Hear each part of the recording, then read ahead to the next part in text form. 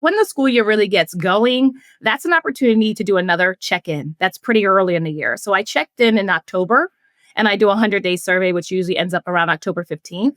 And I say to the staff, to everybody, custodial staff, support staff, teachers, related service providers, please give me feedback on what's working well and what are some things that we can improve. And is there anything else you want to tell me? And that's really where I started gathering with my assistant principal some really hard data.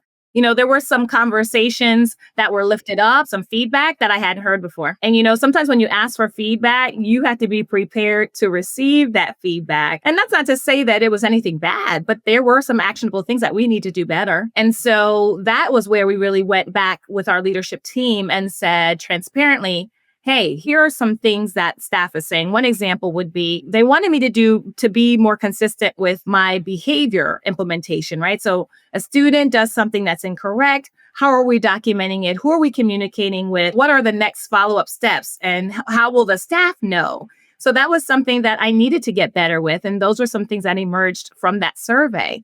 And so in communication with our leadership team, we talked about what are some of the processes that we're using? Are they working? Are there some things we need to go back with our PBIS team to strengthen and implement? Do we need more positive incentives? Do we need different consequences? Do we need parent conferences? So there's lots of things that we talked about.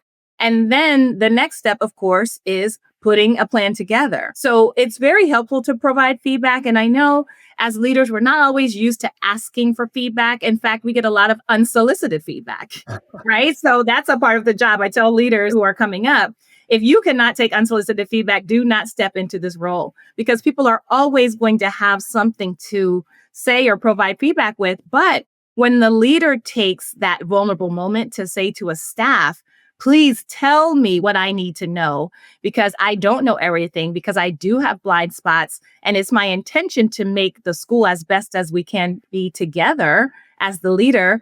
Then, you really build trust with people. One of the things that first happened when I sent that survey out, the staff said they had never had a principal ask for that level of feedback before. And I appreciate that because that's something that I've done at my previous school, and I will continue to advocate for leaders to do.